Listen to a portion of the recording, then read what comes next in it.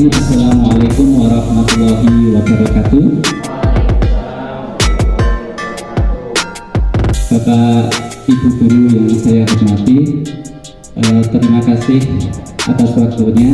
Pertama-tama marilah kita panjatkan puji syukur kehadirat Allah Subhanahu wa taala yang mana pada kesempatan hari ini kita dapat berkumpul di SD Negeri 3 Kembang Sari dengan keadaan sehat walafiat tanpa kekurangan suatu apapun. Marilah rasa syukur kita ungkapkan dengan kalimat hamdalah bersama-sama. Alhamdulillahirabbil alamin. Ya, salawat serta salam juga kita haturkan ke Nabi Agung Muhammad Sallallahu Alaihi Wasallam yang mana nanti di yaumul kiamah kita nantikan syafaatnya. Amin. Allahumma amin. Bapak Ibu yang saya hormati, saya ucapkan terima kasih atas kelonggaran waktunya untuk bisa saya berbagi pada kesempatan hari ini. Ya, perkenalkan untuk materi hari ini, ya, yaitu yang pertama adalah kita akan mempelajari tentang budaya positif. Ya, budaya positif ini semoga kita nanti akan bisa diterapkan di SD Negeri 3 Kembang Sari tercinta kita ini. Ya, di sini dalam profilnya ada salam dan bahagia. Ini adalah semboyan dari grup penggerak. Kalau di angkatan 1, 2, 3 itu bergerak, menggerakkan. Kalau ini salam dan bahagia. Biar apa? Salam itu artinya selamat, biar kita selamat dan bahagia dalam situasi apapun. Ya, langsung saja.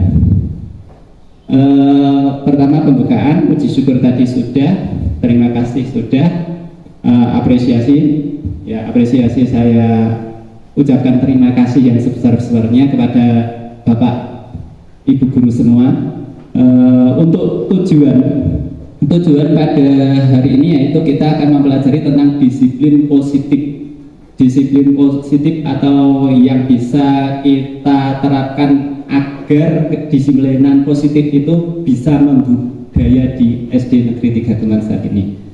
Harapan tentunya setelah kita mengikuti pada kegiatan hari ini, kita semua dapat terbuka, kita semua dapat pengalaman, dapat menerapkan tentunya ke depan yang akan kita lakukan terhadap anak didik kita. Ya, dan yang terakhir tetap semangat dan bahagia. Ya, di sini nanti pada hari ini kita akan mempelajari di budaya positif ini dibedakan atau kita nanti ada 5 tahap yang akan kita pelajari. Yang pertama disiplin positif dan nilai-nilai kebajikan universal. Itu. Kemudian yang kedua teori motivasi, hukuman dan penghargaan restitusi. Yang ketiga keyakinan kelas. Tuh. Yang keempat, kebutuhan dasar manusia dan dunia berkualitas. Yang kelima, restitusi itu sendiri, yang di dalamnya ada nanti 5 posisi kontrol dan segitiga restitusi. Nah, sebelum kita masuk ke poin yang pertama atau materi yang pertama, ini ada pertanyaan pemantik. Apakah Anda setuju dengan pernyataan ini?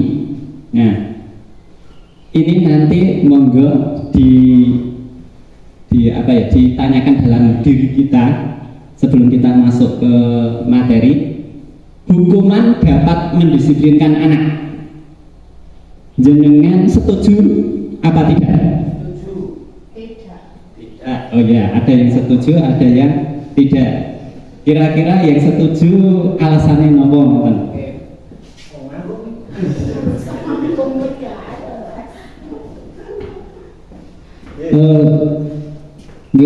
Saya setuju untuk hukuman dapat mendisiplinkan anak, karena pada kenyataannya yang berada di lapangan ya Mas, kita sering menjumpai siswa.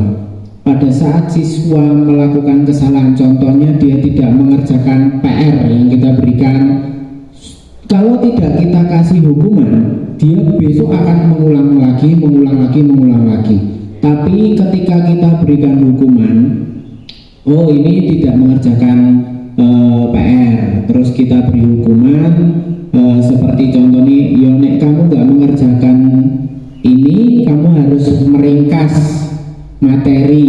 Nah itu mungkin dia akan malas kan, meringkas satu materi, satu tema itu dia malas, berarti akhirnya oh yos besok saya coba mengerjakan.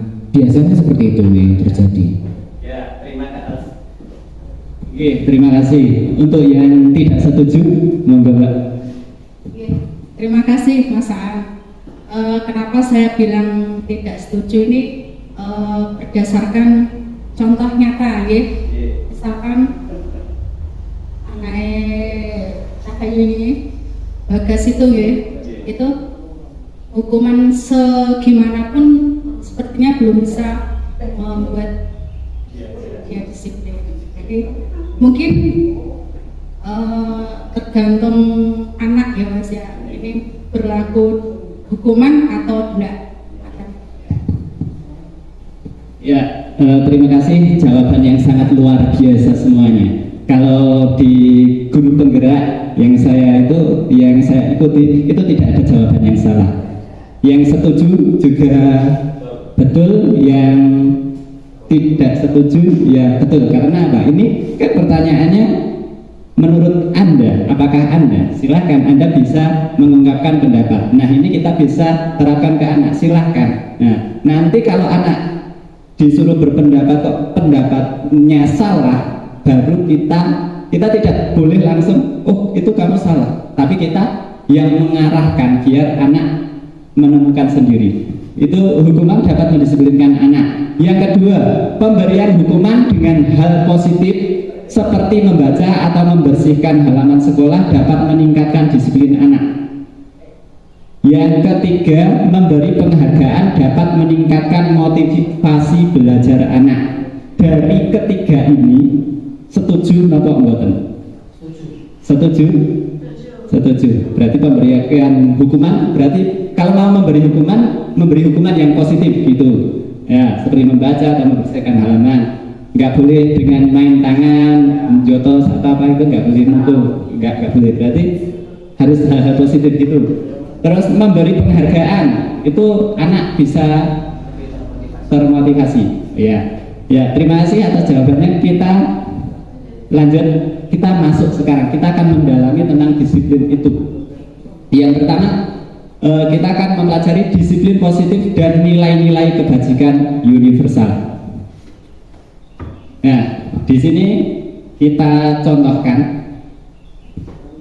Ada A dan B itu misalnya Anda dengan teman Anda mempunyai sobekan kertas, atau kalian anak bapak ibu ini disuruh menggenggam sesuatu yang sangat berharga. Nah, sobekan secara kertas atau benda atau sesuatu yang sangat berharga ini digenggam, terus teman yang satunya ini pengen melihat, pengen membuka. Itu kira-kira apabila teman Anda yang satunya ini berusaha sekuat tenaga membuka, apakah panjenengan Bapak Ibu semua mau membuka? Ya, tidak. Kira-kira yang bisa membuka tangan Anda itu siapa? Nah, diri sendiri.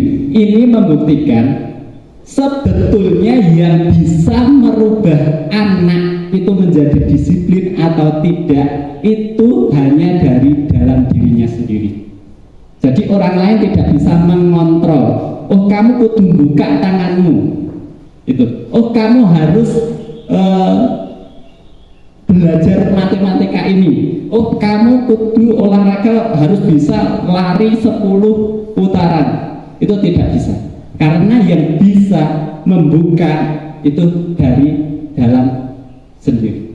Itu. Jadi seperti nyata, contoh nyata ini, apabila kita menggenggam itu tidak ada yang, meskipun teman yang lain sekuat tenaga mau membuka, tetap yang menggenggam ini akan berusaha sekuat tenaga untuk mempertahankan.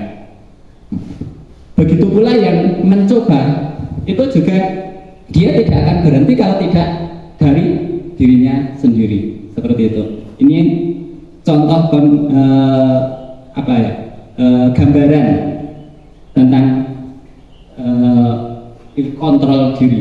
Nah, sekarang ada teori kontrol atau teori pilihan. Ini menurut Dr. William Glasser, ilusi kontrol.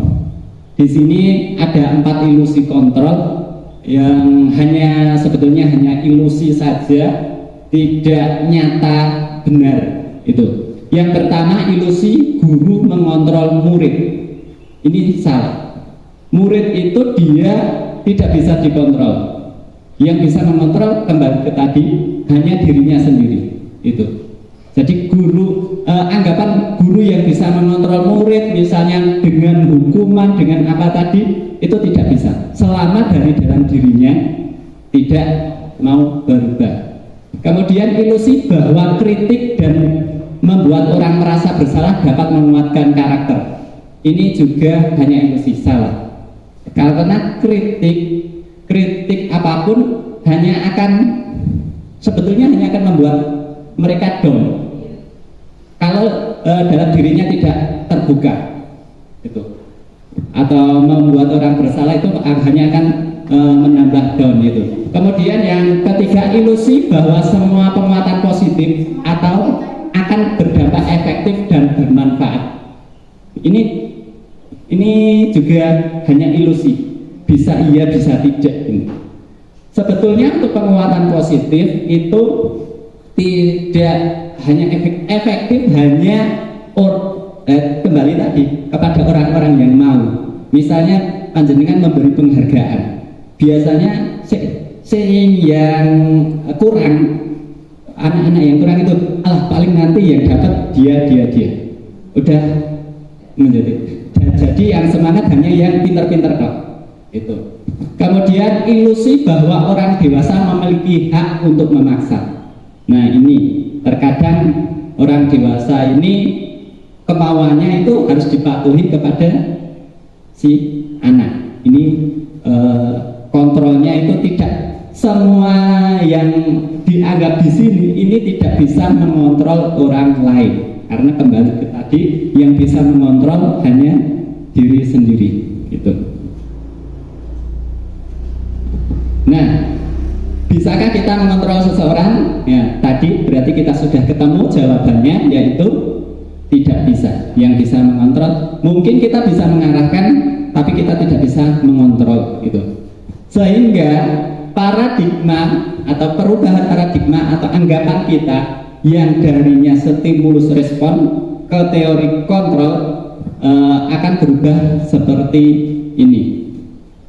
Yang pertama, stimulus responnya, kita mencoba mengubah orang agar berpandangan sama dengan kita. Ini hanya stimulus. Anggapan kita itu berpendapat sama dengan kita. Tetapi kenyataannya kita biar sesuai dengan teori kontrol tadi, kita harus mencoba berusaha memahami pandangan orang lain tentang dunia.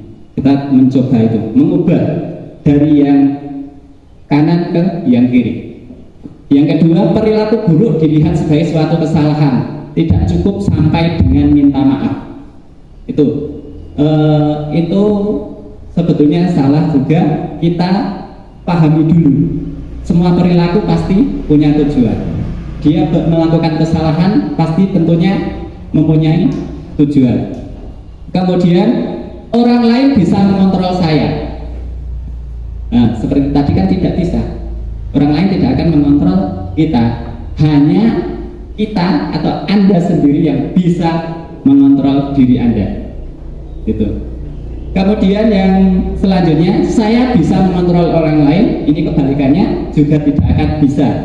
Kita harus rubah pandangan kita, yaitu Anda tidak bisa mengontrol orang lain. Selanjutnya, pemaksaan ada pada saat bujukan gagal. Misalnya anak-anak dibujuk gagal, waktu itu dipaksa, kalau ngerasa dikerasi, itu juga salah. Harusnya harus ada kolaborasi atau konsensus yang menciptakan pilihan-pilihan baru. Jadi kita perlu adanya wawasan, kalau dengan cara ini nggak ada, mungkin kita bisa berkolaborasi untuk menyelesaikan permasalahan. Yang terakhir, model berpikir menang atau kalah. Nah, ini kalau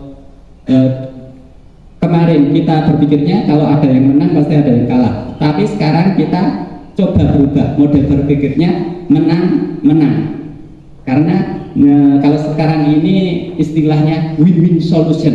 Nah, itu berarti solusi yang menguntungkan semua pihak. Kalau menang kalah hanya salah satu pihak saja yang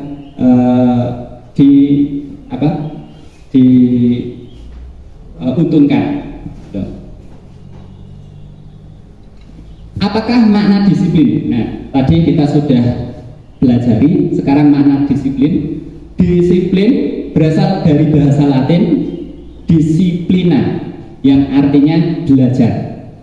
Tuh, sebetulnya disiplin ini sendiri maknanya belajar. Jadi karena maknanya belajar, disiplin itu tidak langsung berhasil, tidak langsung jadi, harus sedikit-sedikit dan continue, karena dia itu belajar. Itu kalau hanya 1 kali 2 kali itu bukan disiplin, bukan belajar namanya. Itu. Kemudian makna asal dari kata ini berkonotasi dengan disiplin diri dari murid-murid menurut Sokrates dan Plato. Kemudian disiplin diri membuat orang menggali potensinya menuju sebuah tujuan, apa yang dia hargai. Itu berarti hanya menggali dirinya, apakah dia tujuannya. Itu. Makna kata disiplin sering berubah menjadi sesuatu yang dilakukan seseorang pada orang lain untuk mendapatkan kepatuhan. Kecenderungan umum adalah menghubungkan kata disiplin dengan ketidaknyamanan, bukan dengan apa yang kita hargai atau pencapaian suatu tujuan kita. Nah, itu biasanya setelah kita mendengar kata disiplin itu pasti ada rasa tidak nyaman. Karena apa? Yang ditekankan biasanya hanya peraturan itu, dan peraturan itu pun kadang kalanya tidak membuat kita nyaman. Gitu. Harusnya disiplin itu kita harus mengerti tujuannya. Itu tujuan dari kita mengikuti atau melaksanakan kegiatan tersebut itu untuk apa. Nah, sehingga untuk mencapai kata disiplin itu kita harus juga memahami nilai-nilai kebajikan universal. Nah, nilai-nilai kebajikan adalah sifat-sifat positif manusia yang merupakan tujuan mulia yang ingin dicapai setiap individu. Nilai-nilai tersebut bersifat universal dan lintas bahasa, suku, bangsa, agama maupun latar belakang. Kalau nilai-nilai kebajikan, nilai-nilai kebaikan yang ada, dan di sini ditambah kata universal sehingga bisa diterapkan di semua kalangan tanpa batasan agama, tanpa batasan ras, suku dan lain sebagainya. Ini semua nilai-nilai itu berarti semua orang mempercayai nilai kebajikan itu. Nah, di sini ada beberapa yang telah memunculkan atau menyatakan beberapa tentang nilai-nilai kebajikan. Yang pertama dari Dr. William Gallagher, teori kontrol itu setiap perilaku atau perbuatan memiliki satu tujuan. Dia beranggapan seperti itu karena sebetulnya benar, dia melakukan kesalahan itu pasti ada sebabnya, dan karena ada sebabnya pasti dia mempunyai tujuan tertentu. Yang selanjutnya, dengan mengaitkan nilai-nilai kebajikan yang diyakini seseorang, maka motivasi intrinsiknya akan terbangun sehingga menggerakkan motivasi dari dalam untuk dapat mencapai tujuan mulia yang diinginkan. Diane Dawson ini berarti harus menerapkan nilai-nilai kebajikan agar tahu apa tujuan dari disiplin yang dilaksanakannya. Yang selanjutnya, nilai-nilai kebajikan yang ingin dicapai oleh setiap anak Indonesia kita kenal dengan profil pelajar Pancasila, yaitu beriman bertakwa kepada Tuhan Yang Maha Esa, berakhlak mulia, mandiri, bernalar kritis, berkebinekaan global, bergotong royong, dan kreatif.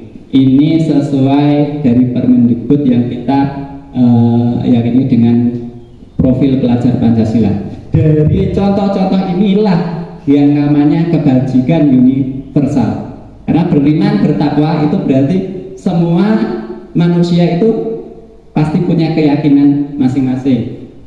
Mandiri, berarti ini kan mandiri itu kan tanpa ketergantungan orang lain. Ini juga termasuk nilai kebajikan. Selain yang sudah ditampilkan, ada beberapa nilai-nilai kebajikan lain seperti ini: peduli, rajin, integritas, rasa hormat, dan lain sebagainya. Ini menurut The Virtuous Project. Nah, setelah kita sampai ke nilai kebajikan tadi, kita ke materi yang kedua, yaitu teori motivasi, hukuman, dan penghargaan restitusi. Sebelum kita masuk ke materi yang kedua ini, adakah yang ingin ditanyakan tentang nilai-nilai tadi?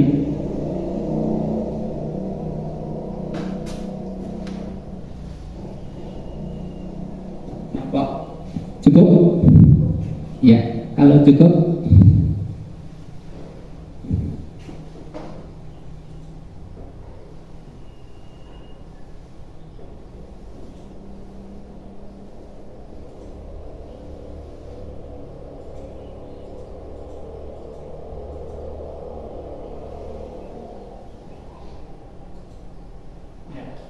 Sekarang ini sebagai bahan renungan. Bila di sekolah Anda tidak ada aturan yang memberikan surat teguran bagi karyawan yang sering datang terlambat, atau tidak ada alasan yang memberikan Anda penghargaan menjadi karyawan terbaik karena sering tepat waktu, apakah Anda akan tetap datang tepat waktu untuk mengajar murid-murid Anda? Jelaskan alasan Anda. Ada yang ingin berpendapat? Enggak. Kira-kira masih adakah rasa ingin tepat waktu apabila tidak ada reward atau enggak? Alasannya apa? Enggak.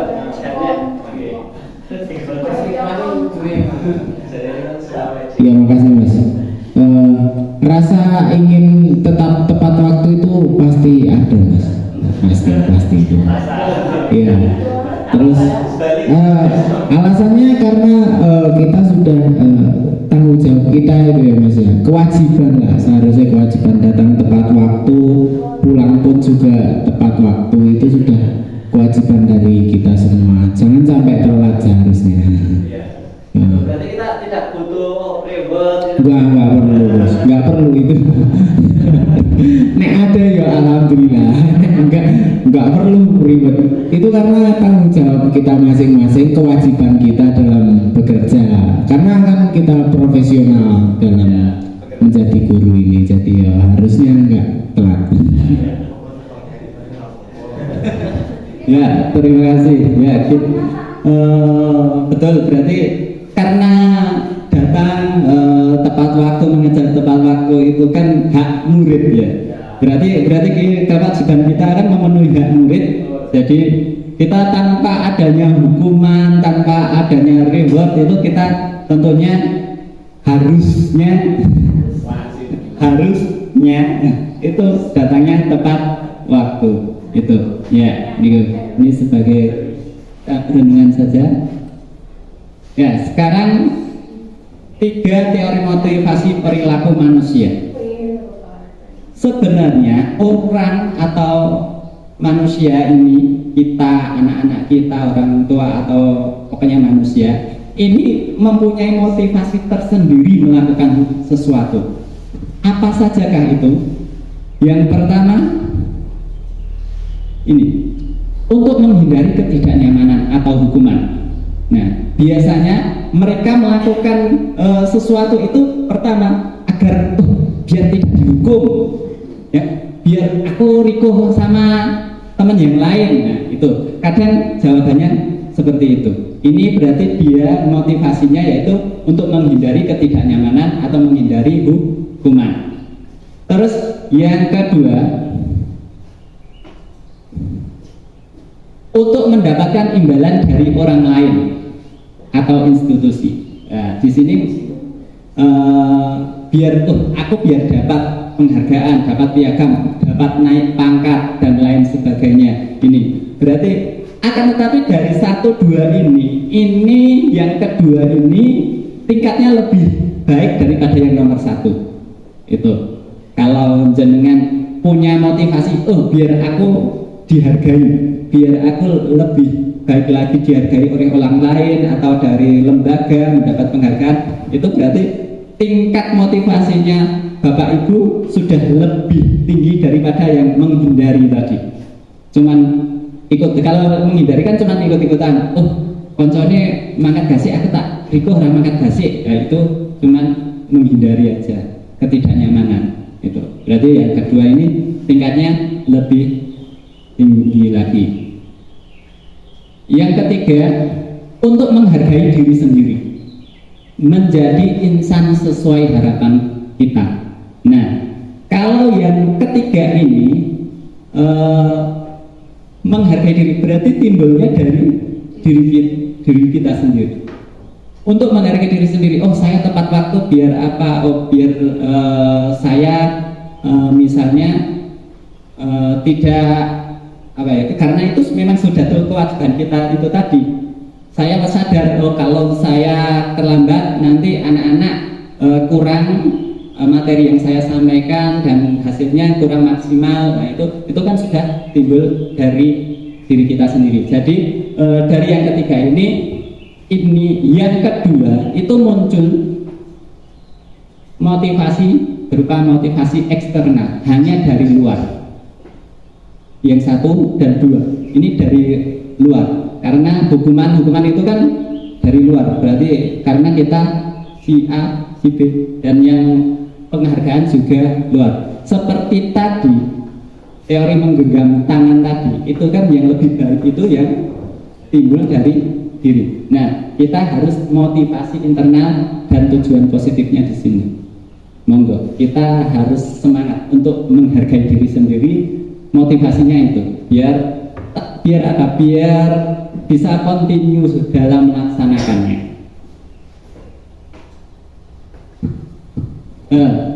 Disiplin itu tidak jauh beda dari kata merdeka. Di sini menurut Ki Hajar Dewantara, merdeka itu artinya tidak hanya terlepas dari perintah, akan tetapi juga cakap buat memerintah diri sendiri. Jadi disiplin itu dengan merdeka sebetulnya saling berkaitan. Bukan berarti kalau kita disiplin itu kita tidak merdeka, kita terkekang, itu salah. Berarti itu bukan disiplin, karena tadi dari luar.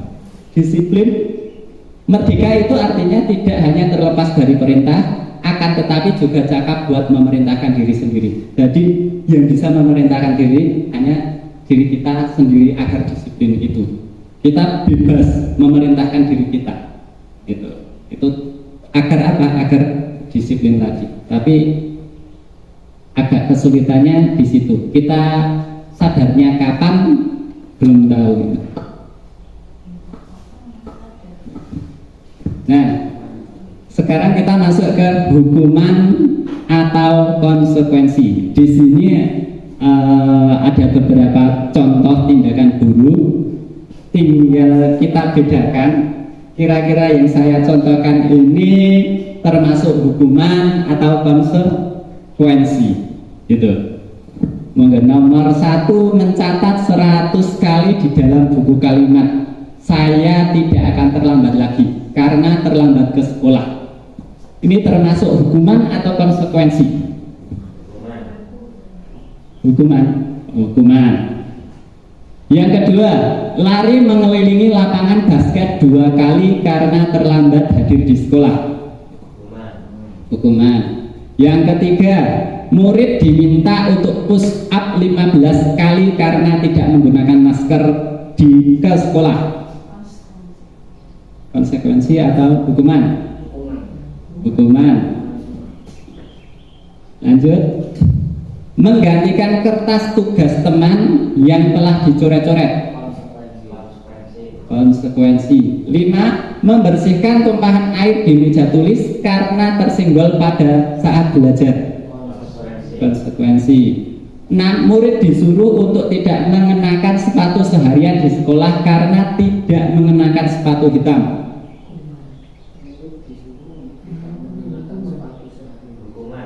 Hukuman. Konsekuensi. Hukuman. 7. Lari mengelilingi lapangan basket 2 kali karena terlambat 10 menit untuk pelajaran PJOK. Hukuman. Ya, sekarang dari 7 peristiwa atau kejadian ini, Bapak Ibu saged menyimpulkan atau tidak hukuman itu yang seperti apa, konsekuensi seperti apa. Hukuman itu apa, konsekuensi itu apa? Ya, kenapa Mas? Hukuman itu yang apa yang menurut Anda? Kalau menurut saya untuk hukuman itu diberikan oleh pihak yang menentukan, misal di dalam instansi sekolah berarti Bapak Ibu guru. Kemudian kalau instansi konsekuensi itu ditimbulkan karena adanya kesepakatan, seperti saya kesepakatan. Jadi siswa sudah mengetahui jika saya melakukan hal itu maka konsekuensinya harus begini. Itu menurut saya tentang hukuman dan konsekuensi. Terima kasih. Ya, matur suwun, jawaban yang luar biasa. Ya, benar. Untuk hukuman dan konsekuensinya itu sebetulnya lebih ke titik beratnya saja. Kalau hukuman itu tindakan yang diberikan tidak ada kaitannya sama sekali dengan pelanggarannya.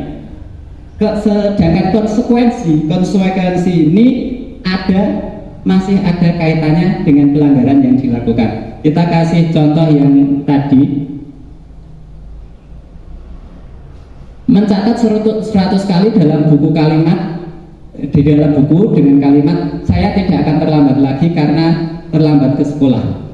Kalau dia hanya menulis itu tidak ada kaitannya dengan keterlambatannya. Kenapa tidak ada? Karena yang dia langgar itu hanya waktu. Bisa diganti kalau biar menjadi konsekuensi. Misalnya terlambat ke masuk kelas 10 menit, berarti yang dikurangi jam istirahatnya, dia istirahatnya nanti mundur 10 menit. Itu namanya konsekuensi. Kalau ini menulis itu ya nek sing senengane nulis nyantai aja, tapi kalau yang tidak seneng nulis itu beda, anggapannya beda gitu.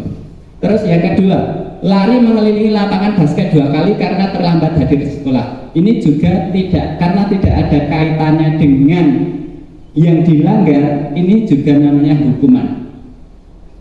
Kalau terlambat ya seperti tadi, dengan waktu, hubungannya dengan waktu, sehingga kalau lari mengelilingi itu ya kalau seperti tadi orangnya senang olahraga, kalau orangnya senang olahraga oke, bener gitu. Malah orang itu pelajaran nyantai, malah kadang yang lari yang tidak suka pun ya kalau disuruh larinya pelan-pelan aja, nanti pelajarannya dan jam istirahat selesai gitu. Nih. Kemudian yang ketiga, murid diminta untuk push up 15 kali karena tidak menggunakan masker ke sekolah. Ini juga tidak ada hubungannya. Itu disuruh push up, dia di bidang olahraga, push up itu di bidang olahraga, masker bidang kesehatan. Yang keempat, menggantikan. Nah, kalau ini berarti konsekuensi. Karena dia mencoret-coret kertas tugas, ya dia wajib mengganti. Ini konsekuensi. Yang kelima juga sudah jelas konsekuensi karena menumpahkan, karena dia menumpahkan, yang membersihkan dia sendiri. Kemudian yang keenam, murid disuruh untuk tidak mengenakan sepatu seharian.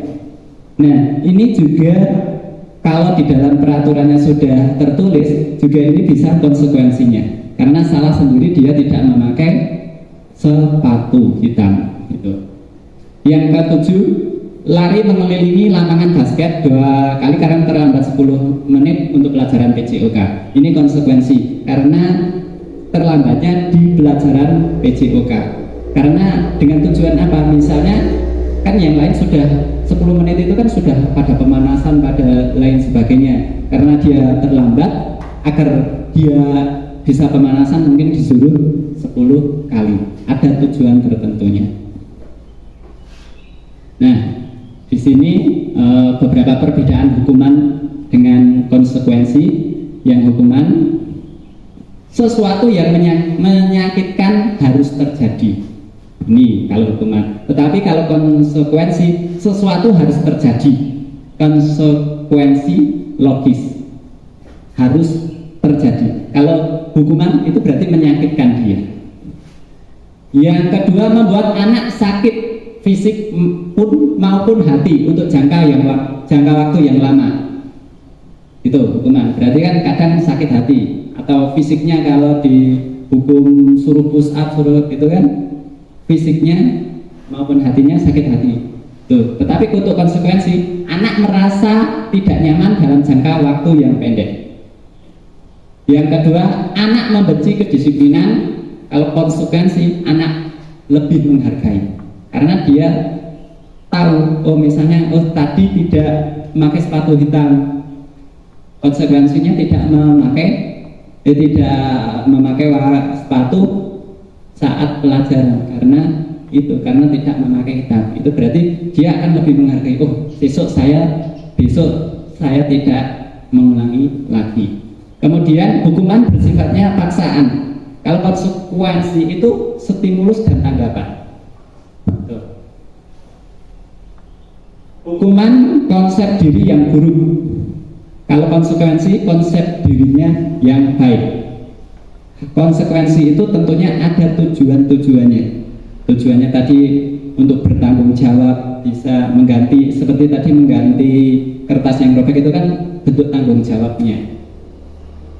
Hukuman, anak belajar untuk menyembunyikan kesalahan. Konsekuensi, anak belajar untuk mematuhi peraturan. Biasanya kalau takut dihukum itu kan kadang anak-anak berbohong, menyembunyikan apa kesalahannya itu. Tetapi kalau diberikan konsekuensi, oh anak belajar untuk mematuhinya. Kemudian hukuman, marah, rasa bersalah, dipermalukan, merasa tak dihargai. Biasanya orang yang dihukum akan dirinya merasa seperti itu. Di dalam dirinya itu marah, sengit karo si A, si B, karena dipermalukan dan lain sebagainya. Tetapi kalau konsekuensi, ini dia akan kehilangan hak. Misalnya dia terlambat 10 menit, nanti hak istirahatnya dikurangi 10 menit. Itu dibuat tidak nyaman, memang sehingga dia tidak memakai sepatu, tidak nyaman gitu. Diasingkan untuk sementara. Ini konsekuensi hanya bersifat sementara.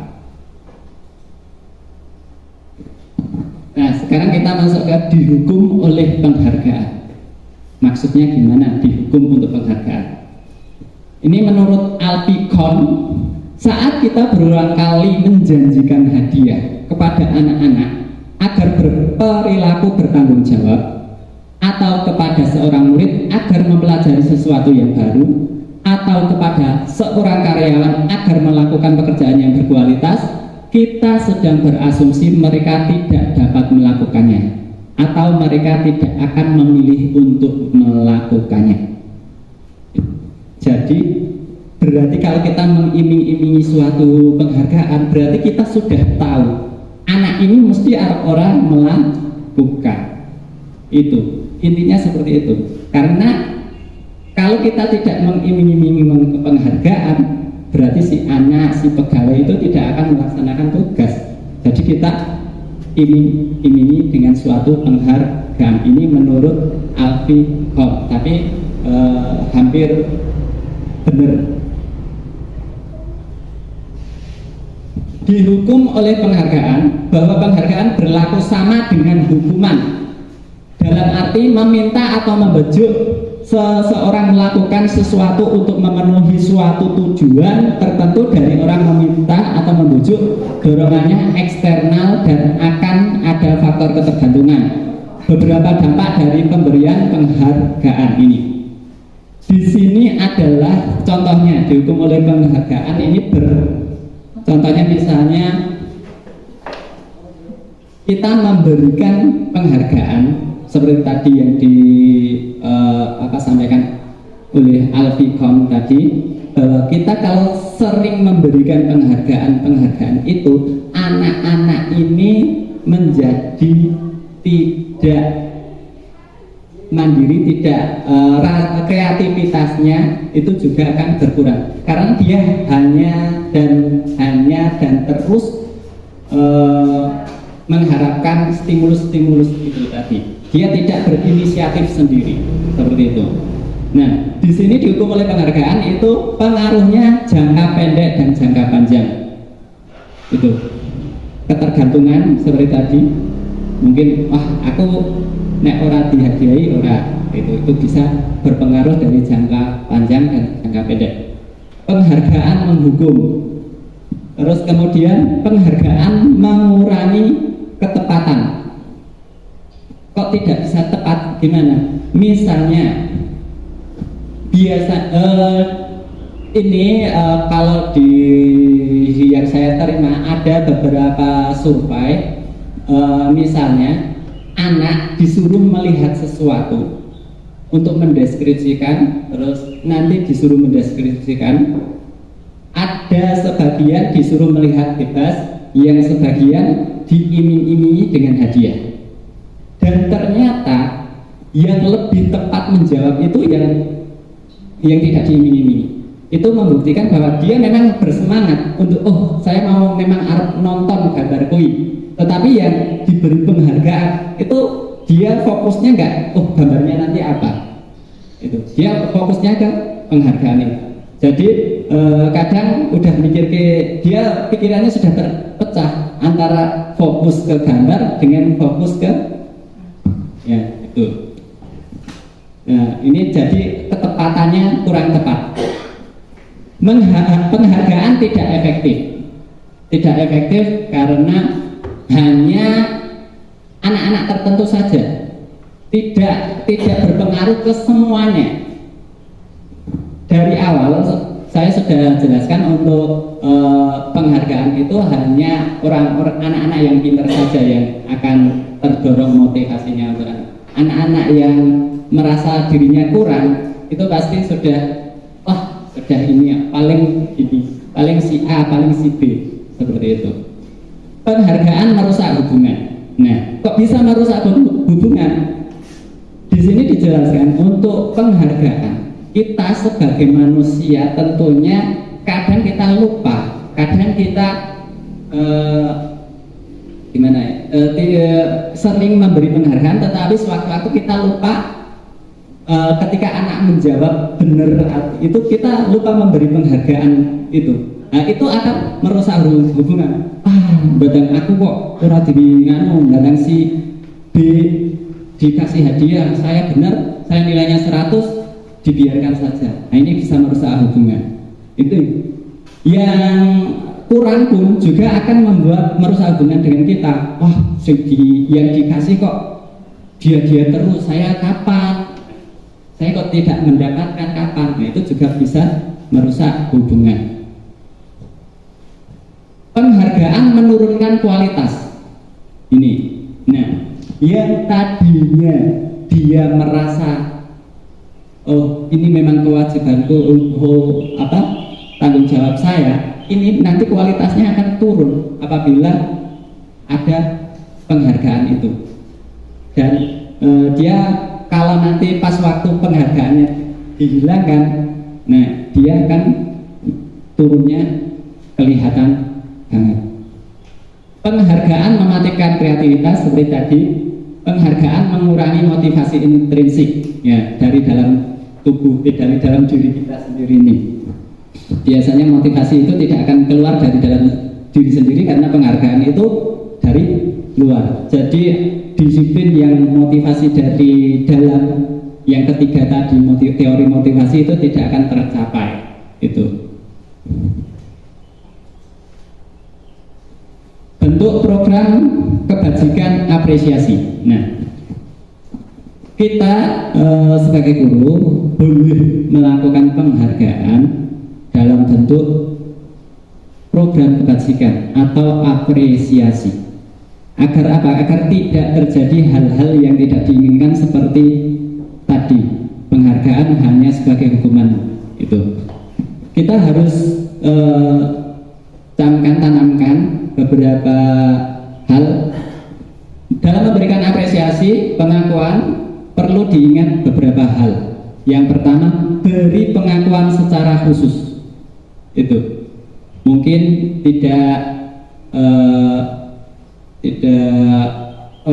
sesuatu yang kiranya memang sulit untuk dicapai, khusus gitu, baru diberikan penghargaan atau pengakuan apresiasi. Di sini kita tekankan ke pengakuan, bukan penghargaan.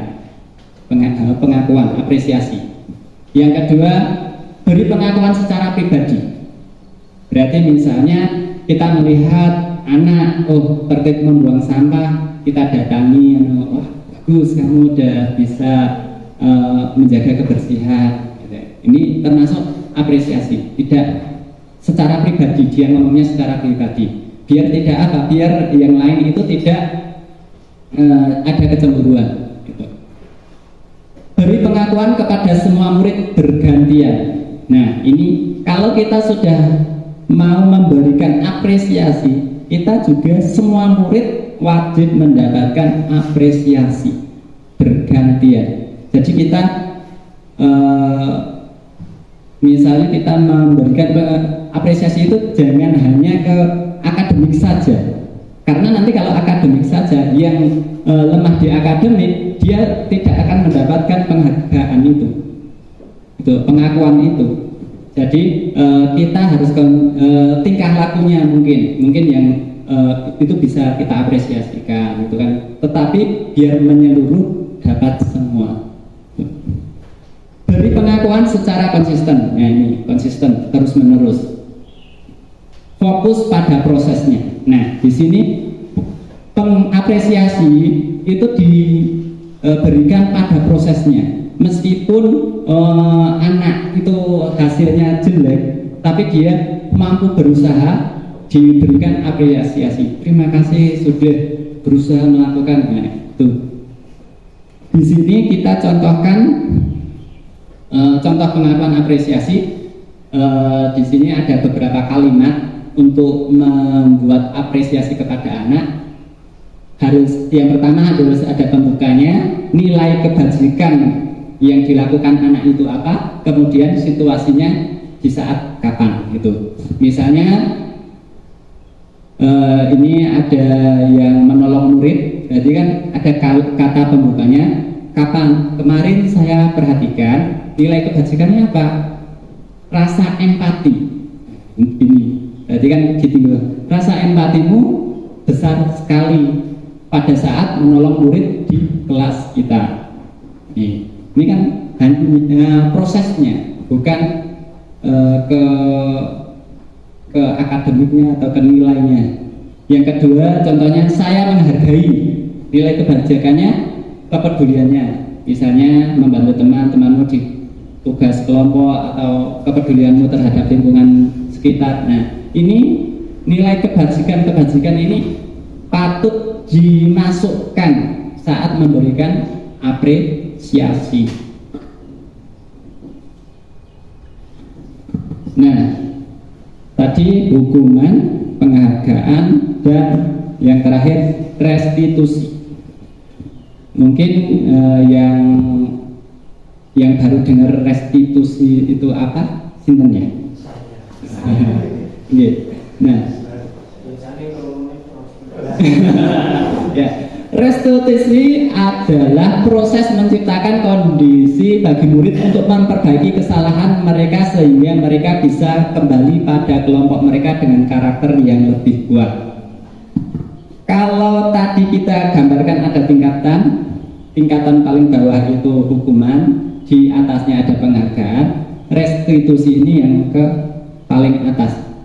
Jadi restitusi ini nantinya timbul dari dalam diri. Kalau tadi hukuman dari luar, terus penghargaan juga dari luar, sekarang ini restitusi ini dari dalam diri. Restitusi juga merupakan proses kolaboratif yang mengajarkan murid untuk mencari solusi untuk masalah mereka dan membantu murid berpikir tentang orang seperti apa yang mereka ingin menjadi tujuan mulia dan bagaimana mereka harus memperlakukan orang lain menurut Gossen 2004. Nah, ini proses kolaboratif sehingga kita perlu berkolaborasi dengan siswa saat melakukan kesalahan. Kita perlu menanyakan di dalam proses restitusi ini, kita lebih banyak menanya daripada kita menjudge, itu menghakimi. Daripada kita menghakimi, kita lebih banyak tanya. Saat anak terlambat, kita bertanya dulu, kenapa kamu terlambat, sebabnya apa, kira-kira bisa diperbaiki apa enggak, cara kamu memperbaiki bagaimana, biar jawaban-jawaban itu timbul dari dalam dirinya. Kalau restitusi seperti ini. Di sini ada perbedaan antara hukuman, konsekuensi, restitusi. Kalau hukuman ini sudah jelas adalah identitas yang gagal. Kalau yang konsekuensi dan restitusi ini kadang kita bisa menggunakan konsekuensi, kadang bisa menggunakan restitusi. Ini adalah identitas yang sukses.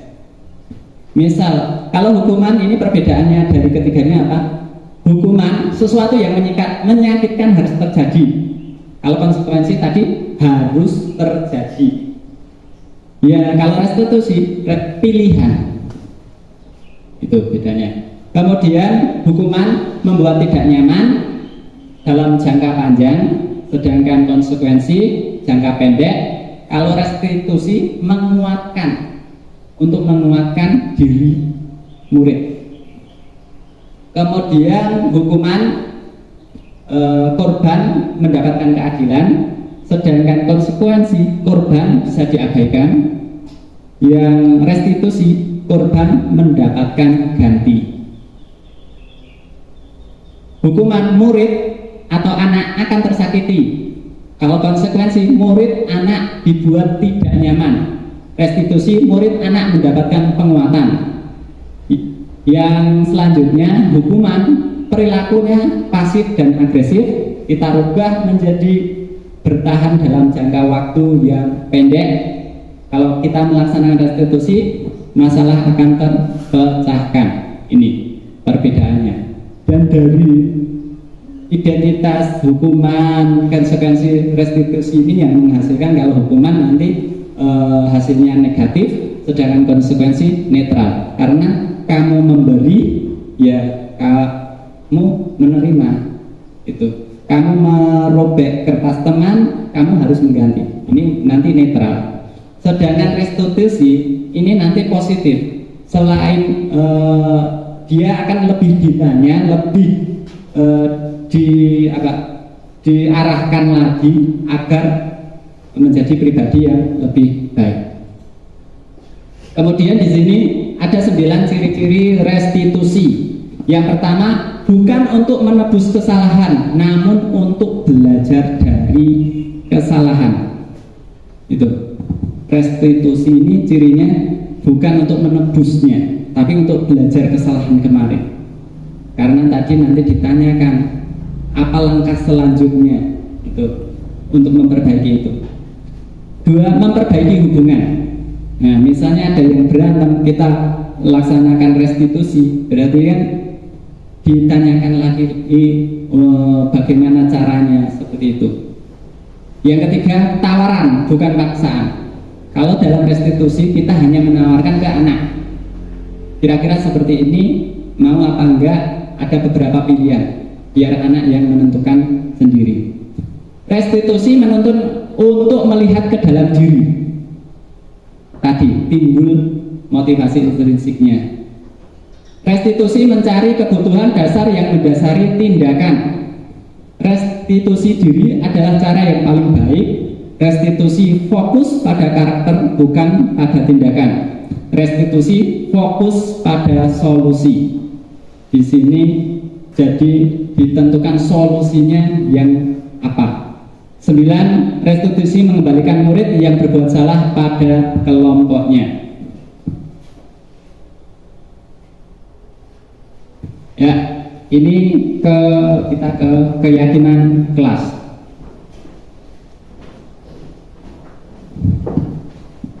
Di sini masih ada keterkaitan lagi. Ini materi yang ketiga. Saya punya 5 materi, mohon maaf. Keyakinan kelas. Yang pertama, keyakinan kelas, hukuman dan penghargaan. Mengapa kok tidak peraturan saja? Mengapa harus keyakinan kelas? Mengapa kita memiliki peraturan 3M, menggunakan masker, mencuci tangan, dan menjaga jarak 1,5 meter? Mengapa kita memiliki peraturan harus datang tepat waktu pada saat mengikuti pelatihan? Di sini, mengapa kok dituliskan keyakinan kelas, bukan peraturan saja? Tadi kita kembali ke motivasi intrinsik tadi. Kalau peraturan, saya tekankan lagi, itu berasal dari luar. Karena kita ingin memunculkan motivasi intrinsik dalam diri sendiri, ini berarti kita harus meyakini terlebih dahulu keyakinan apa yang bagus. Keyakinan-keyakinan tentang nilai-nilai universal tadi itu sudah tertanam, sudah diyakini. Seperti kita mempunyai keimanan kan sudah tertanam. Kita tidak akan tergoyahkan dengan keyakinan yang lain itu. Nah, dari sini kita lihat untuk keyakinan kelas ini lebih luas daripada peraturan kelas. Peraturan kelas itu pertama ada, sudah ditentukan. Kemudian baru ada keyakinan kelas. Keyakinan kelas ini harus disepakati oleh seluruh murid. Kesepakatan. Kemudian akan berdampak menjadi lingkungan sekitar, lingkungan kelas yang positif, lingkungan, kemudian berdampak lagi akan menjadi budaya yang positif. Nah, di sini ada beberapa kegiatan pendalaman keyakinan kelas. Yang pertama, ini langsung aja. Nah, sebelum kita masuk ke keyakinan kelas, tadi ada keyakinan kelas, ada nilai kebajikan. Kita sudah belajar tentang kebajikan. Sekarang ada peraturan. Kira-kira ini termasuk keyakinan atau nilai kebajikan apa yang akan dituju? Yang pertama, selalu kembalikan buku ke tempatnya. Kira-kira nilai kebajikan apa tadi? Disiplin. Ya, di sini nilai tanggung jawab. Karena dia sudah meminjam buku, wajib mengembalikan, berarti tanggung jawabnya itu mengembalikan buku ke tempatnya. Berarti tanggung jawabnya dia kalau sudah mengambil, bertanggung jawab mengembalikan. Yang kedua, dilarang mengganggu orang lain. Kira-kira apa? Toleransi. Ya, menghormati orang lain dan diri sendiri, atau toleransi, menghormati orang lain. Ini. Kemudian hadir di sekolah 15 menit sebelum pembelajaran dimulai. Ya, disiplin. Ini ya, disiplin atau komitmen pada tujuan, menghormati orang lain juga. Karena kalau 15 menit dia belum datang, otomatis waktu dia masuk jadi menghambat harus yang harusnya lanjut tapi malah mengurusi yang terlambat itu tadi. Yang ketiga, dilarang melakukan kekerasan karena untuk keselamatan dan menghormati orang lain. Yang kelima, dilarang menggunakan narkoba. Kira-kira ini kesehatannya. Nah, ini tentang kesehatan. Kemudian bergantian atau menunggu giliran antre ini tentang ya, menghormati orang lain dan bersabar. Yang ketujuh, menggunakan masker. Kesehatan juga, jangan berlari di kelas atau ya, keselamatan dan keamanan. Ini berarti seperti itulah kebajikan yang akan dituju. Nah, dari peraturan ini kita bisa memunculkan keyakinan-keyakinan kelas yang akan muncul pada diri anak. Itu. Jadi kita pancing waktu kita mau membuat keyakinan kelas bersama anak-anak, kita pancing dulu. Oh, kalau kita lari-lari di dalam kelas boleh apa tidak? Kira-kira kenapa kok tidak boleh? Oh, nanti kepleset. Oh iya, berarti kan tidak keselamatannya dan keamanannya kurang. Nah, itu seperti itu. Nah, di sini ada prosedur pembentukan keyakinan sekolah atau kelas. Untuk sementara ini di dalam kelas, bisa diterapkan di kelas maupun di sekolah. Yang pertama, mempersilahkan murid-murid berpendapat apa keyakinan yang akan kita tulis. Silahkan anak-anak biar menulis. Kemudian yang kedua, mencatat masukan-masukan. Setelah anak-anak menulis atau mengungkapkan, dicatat. Misal dicatat di papan tulis, boleh. Tuh. Yang ketiga itu menyusun keyakinan. Nah, setelah ditulis itu kan kalau anak-anak kan mungkin kata-katanya kan masih singkat, nah itu kita susun biar kalimatnya menjadi kalimat positif. Biasanya kan anak-anak kan bilang tidak lari-lari, tidak. Nah, itu kan kalau di keyakinan kelas kita menggunakan bahasa yang positif. Terus tinjau kembali, dilihat, kemudian sebaiknya dalam membuat keyakinan kelas itu tidak perlu banyak, hanya 3 sampai 7 saja. Kenapa? Karena kalau keyakinan itu kan nanti biar mudah diingat, misalnya tanggung jawab dan lain sebagainya itu mudah diingat. Oh, saya tidak mengerjakan PR, oh berarti kamu melanggar keyakinan kelas apa? Oh, saya tidak bertanggung jawab, seperti itu. Dan yang terakhir, kalau sudah disepakati oleh seluruh kelas, baru dibuat yang lebih besar dan ditempelkan di dinding kelas, seperti itu. Nah, ini contoh kesepakatan kelas. Ada datang tepat waktu, mengucapkan salam, menjaga kebersihan sekolah, berdoa sebelum dan sesudah kegiatan, aktif dalam pelajaran, tertib. Ini keyakinan. Kalau yang ini kesempatan kelasnya, kami guru dan murid saling menyayangi, semangat, itu peduli. Itu intinya nilai-nilai kebajikan, saling menyayangi, semangat, dan peduli. Tinggal nanti waktu ditempel itu kita menggunakan kalimat-kalimat yang positif.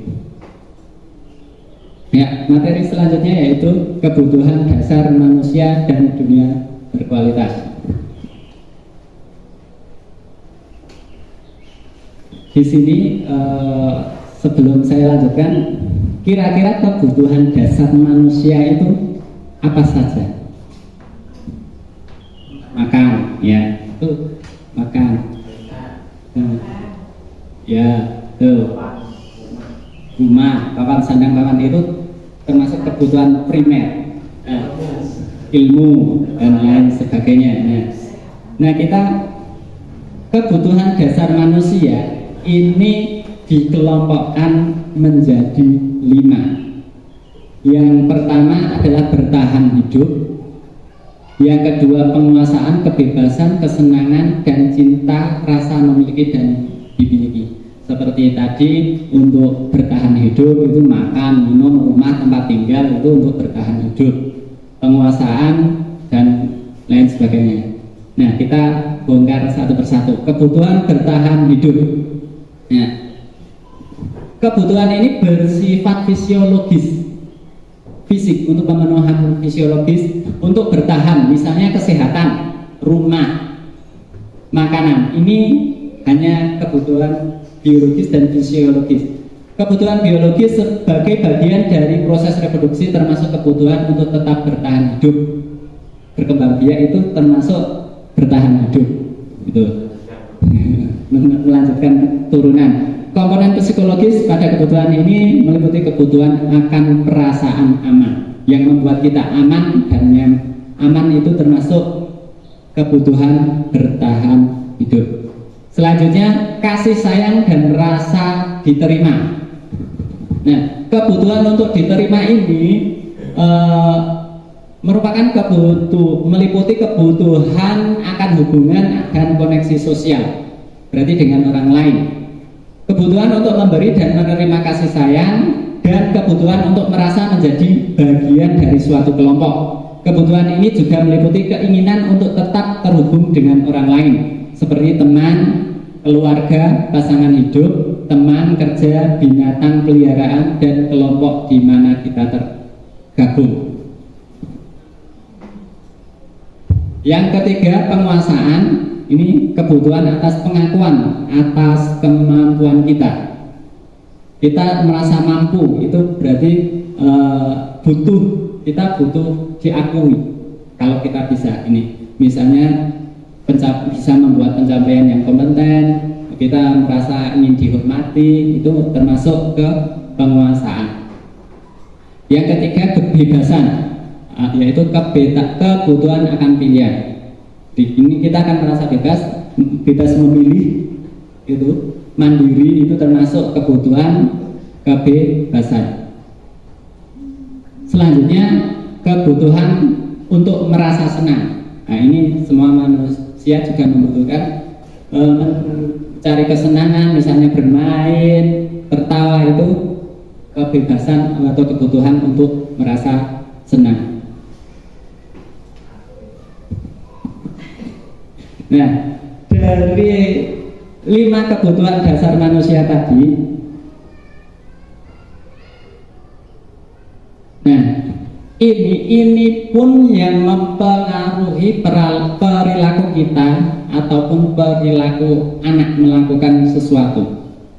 Itu kadang anak menjadi teman, kita bisa tanyakan dia kenapa kok menjadi teman. Kadang dia, oh aku seneng nek melihat dia nangis. Nah, itu kan berarti untuk memenuhi kesenangannya. Oh, saya pengennya, saya memang pengennya seperti ini kok. Nah, itu mungkin kebebasan dia. Gitu. Nah, di sini saya berikan contoh. Ada beberapa, ada sikap. Nah, ini ada sebuah cerita. Pak Zulfikar adalah kepala sekolah yang baru, ditugaskan di SMP Bina Generasi Muda. Sejak kedatangannya di sekolah itu, Pak Zulfikar mencoba untuk menyesuaikan diri dengan lingkungan di sekolah tersebut. Sebagian besar guru-guru dapat menerima kehadiran Pak Zulfikar, namun ada beberapa guru yang selalu bereaksi negatif pada kebijakan-kebijakannya, dan dengan frontal mengemukakannya di rapat guru mingguan. Salah satunya Pak Malik. Dalam rapat guru mingguan, Pak Malik seringkali mempertanyakan kebijakan-kebijakan yang diambil oleh Pak Zulfikar tanpa argumen yang kuat. Rekan-rekannya sesama guru heran dengan perilaku Pak Malik ini, karena sebelumnya ia dikenal sebagai seorang guru yang selalu mengikuti kebijakan kepala sekolah, bahkan selama ini cenderung diam bila di rapat guru. Pak Hanafi, sahabat Pak Malik, mencoba mendekatinya dan menanyakan apa yang menyebabkan ia bertindak seperti itu. Ada beberapa kemungkinan jawaban yang diberikan Pak Malik. Identifikasi kebutuhan yang ingin dipenuhi Pak Malik jika responnya seperti itu. Nah, dengan kejadian seperti itu ada beberapa jawaban atau beberapa kemungkinan yang dibutuhkan. Ya, pertama misalnya, kalau jawabannya Pak Malik itu sendiri iseng aja sih, aku sebenarnya senang melihat Kepsek baru itu kebingungan kalau kutanya. Kalau dia kan merasa iseng, oh aku kok seneng ya. Ini berarti dia hanya kebutuhan kesenangan, kepuasannya. Berarti dia hanya merasa senang. Kebutuhan kesenangannya tercukupi dengan dia melakukan keisengan dengan menanya-nanyakan, sehingga Pak Kepala Sekolah itu tidak bisa menjawab lakukannya itu. Kalau jawaban Pak Malik, ya biar dia kenal sama aku dan aku ingin nantinya bisa dekat sama dia dan kerja bareng sama dia. Kayaknya orangnya baik sih. Ya, kalau ini kan dia butuh perhatian, dia tanya-tanya terus. Nah, itu berarti dia butuh perhatian, butuh kasih sayang, biar supaya dia dekat dengan saya. Terus kemudian kalau jawabannya, saya sebenarnya nggak paham beliau bicara apa tadi Pak Zulfikar, makanya saya tanya-tanya saja daripada saya kelihatan tidak paham. Masa aku yang udah guru senior di sini tapi kelihatan nggak paham, malu dong. Nah, ini berarti kan dia ingin menunjukkan rasa seniornya, berarti dia penguasaannya, dia ingin diakui penguasaannya, kebutuhan akan prestasinya atas keseniorannya. Ini berarti dia kebutuhan itu. Tetapi kalau yang terakhir, jika Pak Malik itu menjawab, gaya ngomongnya Pak Zulfikar itu monoton sekali ya, bosan jadi mendengarnya. Saya pikir tidak akan selesai ngomongnya begitu saja, nggak ada cara lain untuk menyampaikan materi dia. Nah, ini mungkin dia tertekan, dia hanya monoton, dia pengen sesuatu yang baru yang ingin diucapkan, biar kalimat-kalimat sesuatu yang baru itu diucapkan oleh Pak Kepala Sekolah. Nah, ini kebebasan dia biar bisa memilih itu. Ini pun juga biasanya anak-anak seperti itu. Kalau kita tanya, itu anak-anak mungkin dia butuh kesenangan kah, atau butuh cinta kasih, kurang kasih sayang kah, atau kurang dia butuh penguasaan, atau butuh kebebasan. Nah, seperti itu. Ini beberapa kemungkinan mereka melakukan perilaku-perilaku yang melanggar peraturan. Nah, setelah kita melihat motivasi terus tadi ada hukuman, sekarang kita masuk ke posisi kontrol. Nah, ada sebagai guru tentunya kita ingin mengontrol anak-anak kita agar lebih terkondisikan. Nah, di sini kita akan belajar bersama tentang 5 posisi kontrol. Di sini saya tampilkan sebuah video biar gantian yang ngomong. Ini sekarang video yang ngomong.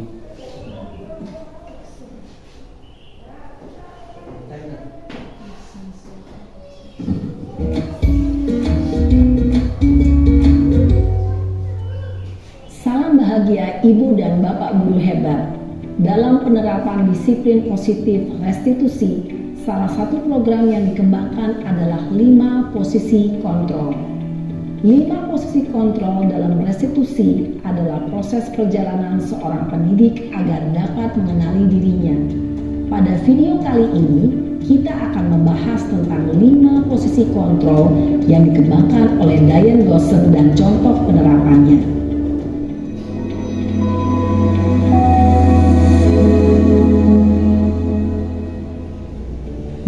Posisi kontrol itu adalah 1. Posisi penghukum, 2. Posisi pembuat merasa bersalah, 3. Posisi teman, 4. Posisi pemantau atau monitor, dan 5. Posisi manajer.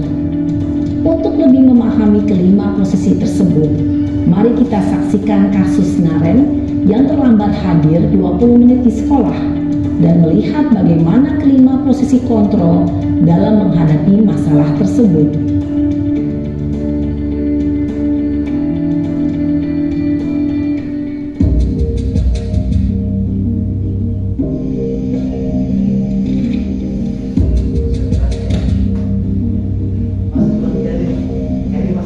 Naren, sini kamu. Selamat pagi, Bu. Selamat pasti terlambat. Maaf Bu, saya Apa? Apa coba? Alasan kamu apa lagi? Kapan sih kamu tidak terlambat? Malas sekali ya kamu jadi anak. saya Dasar pemalas. Gak kapok-kapok sih kamu. Sudah berapa kali terlambat? Sana, kamu keliling lapangan basket 2 kali. Kenapa saya harus keliling lapangan basket Bu? Kenapa? Kamu melawan ibu? Berani-beraninya jawab. Sudah terlambat, masih berani jawab pula. Sekarang, keliling lapangan basket 5 kali sekalian, biar kapok. Cepat, pergi sana ke lapangan basket. Posisi penghukum biasanya berbicara dengan nada tinggi, menghardik, menunjuk-nunjuk, menyakiti, dan menyindir. Hukuman bisa berupa fisik maupun psikis. Ibu dan bapak guru hebat. Dampak yang terjadi pada murid ketika guru berada pada posisi penghukum adalah murid cenderung akan memberontak, bahkan menyimpan dendam.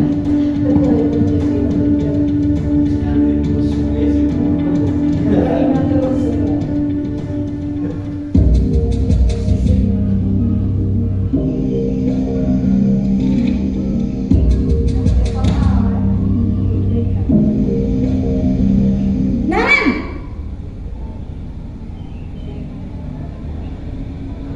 Selamat pagi Bu. Naren, kamu kenapa terlambat lagi, nak? Ya Tuhan, Naren, kamu senang ya bikin ibu susah ya? Kalau kamu terlambat lagi, nanti ibu yang ditegur bapak kepala sekolah, nak. Disangka ibu tidak bisa membina kamu. Duh, gimana ini? Maaf Bu. Duh Gusti Naren, kamu suka ya kalau ibu ditegur bapak kepala sekolah? Terus, sekarang ibu harus tulis apa ini di buku absen? Ini kamu sudah sering terlambat loh. Ibu harus apa coba? Maaf Bu. Maaf sekali. Ya sudah, lain kali jangan bikin ibu susah lagi ya nak ya. Ibu tidak akan kuat lagi kalau kamu begini terus. Bisa jantungan kalau ibu ditegur bapak kepala sekolah. Sana cepat ke kelas. Maaf ya Bu. Maaf sekali. Posisi pembuat rasa bersalah berbicara dengan nada tenang, cenderung lembut. Namun kata-kata yang diutarakan membuat murid merasa menjadi orang yang gagal, memandang buruk dirinya sendiri, merasa tidak berharga, dan tidak sanggup membahagiakan orang lain. Ketika guru mengambil posisi pembuat rasa bersalah, murid akan menganggap dirinya yang bersalah dan ia akan menyimpan emosi negatif tersebut di dalam dirinya.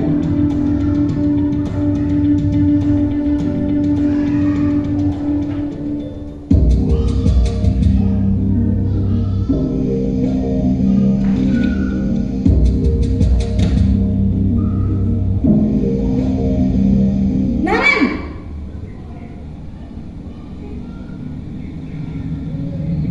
Selamat pagi Bu. wah sudah jam berapa ini nak? Terlambat lagi ya sayang. Iya Bu. Habis ibu saya lupa bangunkan saya Bu. Kamu malah menyalahkan ibu kamu. Kamu bukannya anak yang larinya paling kencang. Kok terlambat sih? Iya Bu. Saya memang terlambat bangun tadi. Jadi biarpun saya lari kencang, tetap gak kekejar Bu. Ya sudah sana. Nanti lain kali larinya lebih kencang lagi ya. Biar gak terlambat lagi. Bikin seneng ibu. Demi ibu. Bisa kan? Bisa lah Bu. Ya sudah sana masuk kelas. Ibu beresin urusan absen kamu. Kamu ini ada-ada saja. Dalam posisi teman, guru berbicara dengan nada suara ramah, akrab, cenderung bersenda gurau untuk menjaga suasana tetap santai. Murid akan merasa senang, aman, dan akrab dengan guru. Identitas yang tercipta adalah identitas sukses atau berhasil. Namun, perlu diingat, karena ini masih dorongan eksternal, maka ada faktor ketergantungan dari murid kepada orang tertentu. Di sini, guru absennya, sehingga di lain waktu, murid bisa berperilaku baik, namun hanya kepada orang-orang tertentu saja.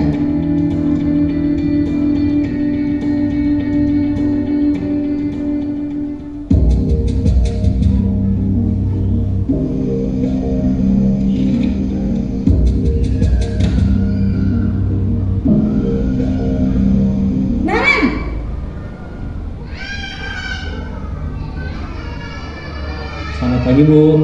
Naren, apa peraturan sekolah kita tentang jam berapa kita harus masuk sekolah, nak? Kita harus di sekolah jam 7 Bu. Iya betul, sekarang sudah jam 7.20. Naren sudah tahu konsekuensinya jika terlambat hadir. Paham Bu, saya harus tinggal kelas pas jam istirahat selama 20 menit. Iya benar, konsekuensinya demikian. Jadi nanti jam 9.30 pas istirahat, kamu harus tinggal di kelas, kerjakan tugas tambahan untuk ketertinggalan kamu, ya? Baik Bu. Posisi pemantau mengandalkan penghitungan atau data untuk mengontrol murid. Guru mengarahkan murid berdasarkan peraturan dan konsekuensi. Seorang pemantau menunjukkan bahasa tubuh dan ekspresi wajah yang datar dan cenderung formal.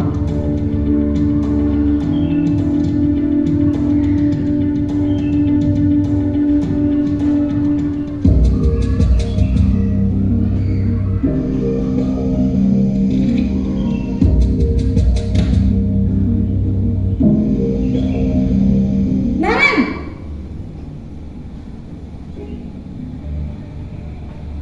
Selamat pagi Bu. Selamat pagi, Naren. Maaf Bu, saya terlambat. Iya, sekolah masuknya jam 7, sekarang sudah jam 7.20. Jadi sekarang bagaimana ini, Naren? Maaf Bu, saya lupa setel alarm saya semalam. Baiklah, menurut kamu, keyakinan sekolah yang mana yang perlu kamu tingkatkan? Menghargai diri sendiri dan orang lain mungkin ya Bu. Setuju. Jadi, apakah Naren meyakini prinsip saling menghormati tersebut? Iya Bu, saya meyakininya. Apakah Naren bersedia memperbaiki masalah keterlambatan ini? Bersedia Bu. Bagaimana kamu akan perbaiki masalah keterlambatan ini? Saya akan coba untuk tidak lupa menyetel alarm saya Bu. Baik, kalau Naren lupa menyetel alarm di rumah, ada orang yang kira-kira bisa bantu mengingatkan tidak? Ada Bu, kakak saya, Kak Emma. Ada lagi selain Kak Emma? Selain Kak Emma, ada ibu saya. Baik, jadi yang mengingatkan Naren adalah Kak Emma dan ibu kamu ya? Kira-kira akan mulai setel alarm kapan nih, Naren? Setelah pulang sekolah, akan segera saya lakukan. Baik, jadi Naren akan setel alarm untuk bangun besok pagi dan akan diingatkan oleh kakak dan ibunda Naren ya. Ada lagi yang mungkin perlu dilakukan, Naren, agar tidak terlambat bangun lagi? Tidak ada Bu. Baik, Naren, terima kasih untuk kerjasama kamu. Sekarang kamu perlu kembali ke kelas untuk belajar. Baik Bu, terima kasih. Posisi manajer adalah posisi kontrol yang disarankan untuk membimbing murid memiliki sikap disiplin yang positif, yaitu murid yang mandiri, bertanggung jawab, dan dapat memecahkan masalah. Tujuan dari posisi ini adalah agar murid dapat berefleksi atas tindakannya. Guru akan dengan tulus memberikan pertanyaan-pertanyaan bermakna, sehingga membuat murid dapat belajar dari kesalahannya dan mencari sebuah solusi untuk menyelesaikannya. Ibu dan Bapak guru hebat, setelah mengamati adegan kelima posisi kontrol tadi, kira-kira posisi mana yang paling ideal? Posisi mana yang dapat menunjang motivasi intrinsik murid? Ya, tentu posisi manajer. Posisi ini memang posisi ideal yang ingin dituju setiap pendidik. Pada posisi inilah, guru dapat menerapkan disiplin positif yang berpihak pada murid, yang memerdekakan murid. Perjalanan seorang pendidik tentunya tidak mudah untuk sampai pada posisi seorang manajer. Namun, tujuan kita pasti, yaitu menciptakan murid-murid yang mandiri, merdeka, dan bertanggung jawab. Semoga penggambaran 5 posisi kontrol yang telah diperlihatkan ini dapat menjadi ajang refleksi bagi kita semua, agar dapat terus mengasah dan menerapkan disiplin positif yang memerdekakan murid. Mari terus berlatih dan bersemangat. Selamat menerapkan. Salam dan bahagia Ibu dan Bapak Guru hebat.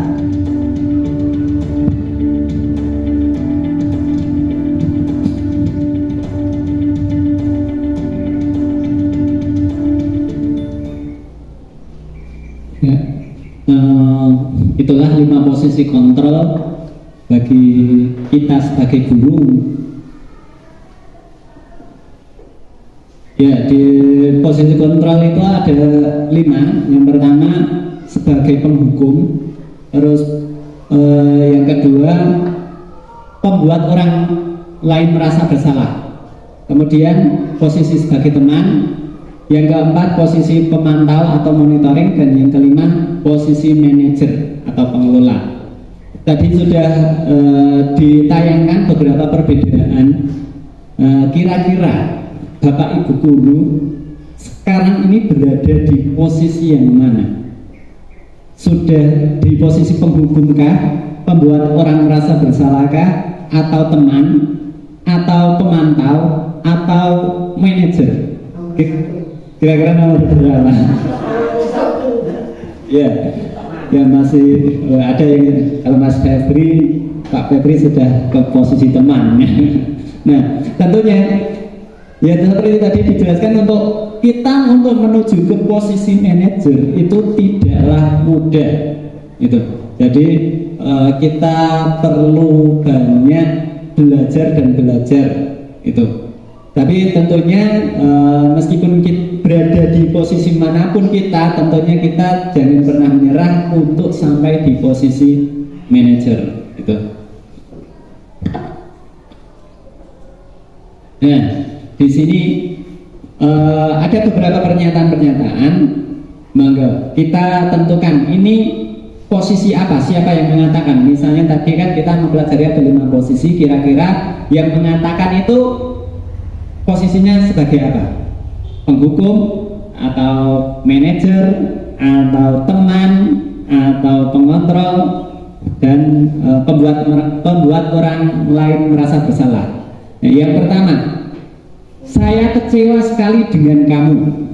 Ini kira-kira merasa bersalah.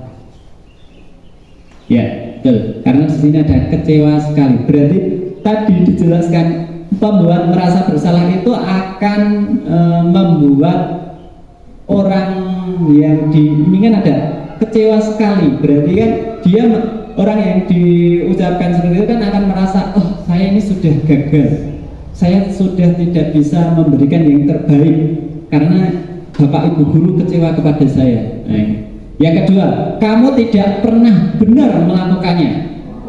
Ya, penghukum ini jelas karena ada kata tidak pernah. Dia sudah menghakimi bahwa dia tidak pernah melakukan hal yang benar. Yang ketiga, ayolah lakukan demi ibu bapak. Ini sebagai teman. Ada kata deminya. Berarti kan ayo toh demi Pak Guru. Ayo. Nah, itu berarti dia sudah berada di posisi teman. Yang selanjutnya, apakah kamu mau mendapatkan stiker bintang hari ini? Ya.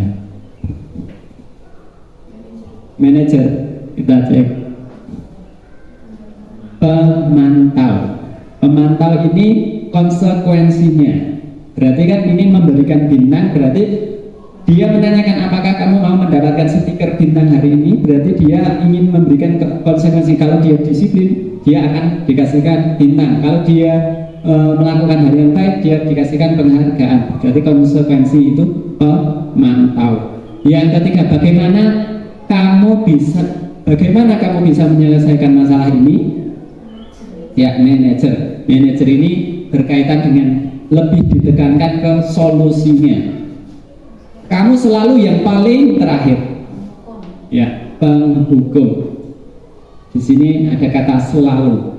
Nah, kalau penghukum itu langsung tes ke intinya gitu. Nah, itu dari ini jelas kita sudah memahami 5 posisi kontrol kita, sehingga kedepannya semoga kita bisa menjadi naik 1 tingkat, depannya lagi naik 1 tingkat, sehingga kita bisa menjadi di posisi manajer. Nah, bergerak antara di sini peraturan, pemantauan, konsekuensi, hadiah, dan dinilai nilai-nilai manajer dan peraturan, pemantau, konsekuensi atau hadiah ini kita perbaiki diganti dengan nilai-nilai kebajikan, posisi manajer, dan nantinya kita akan memperbaikinya, solusi itu. Selanjutnya, ya, segitiga restitusi. Ini terakhir, materi terakhir, segitiga restitusi. Setelah kita mempelajari posisi kontrol, posisi manajer itu menerapkan yang namanya segitiga restitusi. Segitiga restitusi yang pertama ada 3. Yang pertama menstabilkan identitas, yang kedua menanyakan keyakinan, yang ketiga validasi tindakan yang salah. Segitiga restitusi ini langkahnya tidak harus urut. Boleh dari menstabilkan identitas, kemudian menanyakan, kemudian baru validasi tindakan. Kemudian validasi tindakan. Yang termasuk menanyakan keyakinan misalnya nilai-nilai apa yang telah kita sepakati, kamu ingin menjadi orang seperti apa, gitu. Ini contoh pertanyaan-pertanyaan untuk menanyakan keyakinan. Sedangkan untuk menstabilkan identitas, kita pancing dengan setiap memberikan penekanan. Misal, setiap orang pasti pernah melakukan kesalahan. Terus, misalnya lagi, kamu bukan satu-satunya yang pernah melakukan kesalahan ini. Ini agar apa? Agar dia amarahnya itu stabil. Tentunya kamu bisa kan lebih parah lagi dengan yang seperti ini, ya, itu kan dia akan berpikir dan akan menstabilkan itu, dia bisa lebih parah, nanti konsekuensinya apa, gitu. Terus kemudian validasi tindakan yang salah. Kamu tentunya punya alasan. Nah, ini validasi kita tentunya pengen tahu alasan-alasannya. Adakah cara yang lebih efektif untuk mendapatkan apa yang kamu butuhkan? Nah, ini untuk validasi berarti kita menanyakan tujuan dia melakukan kesalahan, sedangkan menanyakan keyakinan apa yang telah dilanggar olehnya, kemudian menstabilkan ini agar dia kembali ke kelompoknya, kembali ke jalan yang benar itu tadi. Nah, di sini ada beberapa contoh kata yang menstabilkan identitas. Ini tujuannya untuk membuat anak yang merasa gagal karena berbuat salah menjadi positif terhadap dirinya. Ini bisa berbuat salah itu hal manusiawi, tidak ada manusia yang sempurna. Itu kata-kata itu buat penguatan atau menstabilkan. Yang kedua, validasi tindakan yang salah. Ini membantu siswa mengenal basic need atau kebutuhan yang ingin dipenuhinya ketika melakukan kesalahan itu. Apa alasan dia melakukan kesalahan itu? Nah, ini bisa digunakan contohnya. Kamu bisa saja melakukan hal tertentu, tapi kamu tidak melakukannya. Nah, ada contoh beberapa kalimat-kalimat yang bisa digunakan. Kemudian menanyakan keyakinan. Nah, anak bisa melihat kesalahan dengan menanyakan keyakinan. Anak-anak bisa melihat kesalahan yang telah dilaksanakannya atau dilakukan itu. Contohnya kelas yang ideal itu seperti apa, kamu ingin jadi seperti apa. Nah, inilah menanyakan keyakinan yang ada dalam dirinya. Nah, selain itu kita juga bisa menggunakan intervensi 30 detik. Intervensi ini bisa membantu murid untuk kembali ke tujuan semula apabila melakukan kesalahan-kesalahan. dengan cukup singkat dan dengan cara non konfrontatif. Nah, ini bisa dipakai misalnya, apakah kamu ingin berbuat lebih baik? Nah, ini kan kembali menanyakan agar kembali ke tujuan yang benar, tujuan semula tadi. Apa yang kamu lakukan saat ini sudah sesuai? Kapan kamu siap untuk memulainya? Nah, ini pertanyaan-pertanyaan ini kita ubah ke pertanyaan-pertanyaan seperti ini. Nih, ada beberapa pertanyaan. Nah, nih, disiplin positif. Nah, dari apa yang saya sampaikan, inilah bahan atau bagan atau alurnya yang kita pelajari pada hari ini. Disiplin positif, kita tadi mempelajari teori kontrol yang dari William Glasser. Ini yang pertama, Anda tidak bisa mengontrol orang lain, hanya Anda yang bisa mengontrol diri Anda. Yang kedua, semua perilaku memiliki tujuan. Yang ketiga, model berpikir menang, win-win solution, kolaborasi dan konsensus menciptakan pilihan-pilihan yang baru. Realitas kita berbeda, kita berusaha memahami pandangan orang lain tentang dunia. Setiap orang memiliki gambaran yang berbeda. Nah, di antara ini akan tercipta makna disiplin, belajar kontrol diri. Dengan menggali potensi kita akan lebih tujuan yang mulia itu tercapai. Dari semua perilaku memiliki tujuan, itu pasti tujuannya itu berasal dari beberapa motivasi. Ada 3 teori motivasi tadi, yaitu untuk menghindari hukuman, untuk mendapatkan imbalan, dan untuk menghargai diri sendiri. Yang 1 dan 2 ini termasuk motivasi intrinsik. Yang ketiga ini yang 1 dan 2 ekstrinsik. Yang 3 ini intrinsik. Motivasi intrinsik inilah yang menuju ke nilai-nilai kebajikan universal dan akan menumbuhkan keyakinan kelas. Dari model berpikir win-win solution tadi, ada posisi kontrol yang dapat kita lakukan, penghukum, membuat rasa bersalah. Ini nanti masuknya motivasi pertama yang kita sebagai teman pemantau itu termasuk. Yang kedua, ekstrinsik lagi, dan yang intrinsik tadi itu posisi kita sebagai manajer. Nih, dari manajer ini kita bisa menerapkan segitiga restitusi tadi. Yang pertama, menstabilkan identitas, validasi kebutuhan, menanyakan keyakinan kelasnya ada di sini. Kita akan bisa mencukupi kebutuhan dasar manusia ini. Kelima, kebutuhan dasar manusia. Nah, ini penerapan disiplin positif ya, upacara hari Senin dan hari Besar telah kita laksanakan. Ini bila rutin akan menjadi budaya positif. Ada beberapa lagi, ini misalnya outing kelas, berdoa, terus kemudian pembelajaran yang menyenangkan. Kemudian ini contohnya sebelum pulang ada game, itu ada ice breaking misalnya.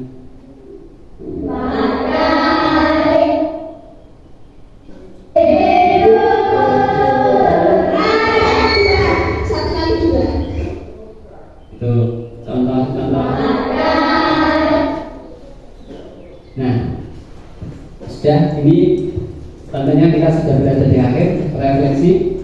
Silahkan, hal baru apa yang mengubah paradigma saya, Bapak Ibu Guru, dan apa yang saya dapatkan, perasaan apa yang muncul selama mengikuti sesi ini, khususnya mengenai makna disiplin dan motivasi intrinsik. Peran Among seperti apakah yang saya telah lakukan selama sesi ini, dari posisi manajer atau posisi teman, posisi penghukum, membuat orang bersalah, terus saya akan menjadi Among yang seperti apa. Nah, ini monggo sebagai refleksi buat diri kita. Sebelumnya untuk Bapak Guru, monggo salah satu dari Bapak Ibu Guru untuk menyampaikan pesan-pesannya terlebih dahulu. Terima kasih untuk refleksi hal baru apa yang mengubah paradigma saya. Mungkin dari segi hukuman tadi yang saya di awal, mungkin hukuman itu memang harus. Ternyata walaupun kita kasih hukuman, setelah saya mengikuti sesi ini tadi, semua itu tetap berubah dari dalam diri siswa. Maupun kita kasih hukuman kayak gimana, siswanya nggak mau berubah, ya udah nggak bakal berubah. Terus untuk perasaan apa yang muncul selama mengikuti sesi ini, khususnya mengenai makna disiplin dan motivasi intrinsik, perasaannya saya banyak menemukan hal baru dari sesi ini tadi. Yang tadinya contohnya apa tadi, setelah hukuman terus ada konsekuensi, dan yang terakhir satu lagi apa tadi mas, yang bukan sebelum itu apa, restitusi tadi loh, yang restitusi. Nah itu restitusi itu hal baru yang saya dapatkan, yang mungkin bisa saya lakukan nanti di kelas setelah ini. Terus peran Among seperti apakah yang saya telah lakukan selama sesi ini?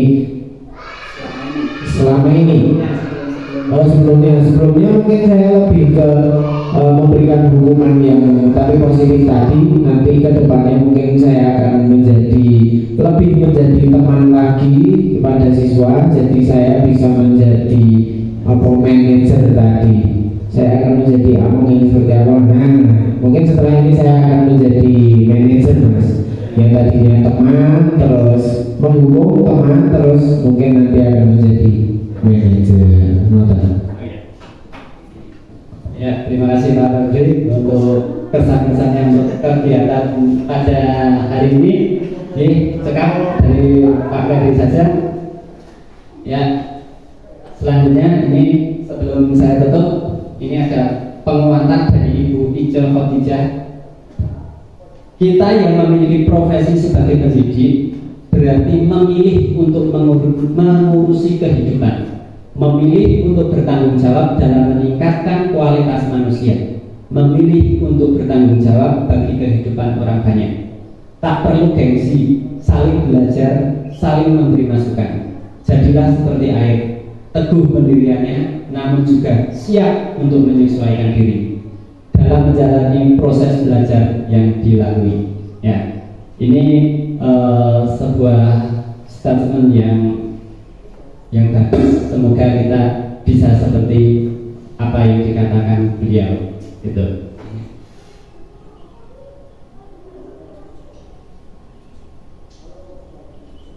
Ya, dari saya cukupkan. Terima kasih.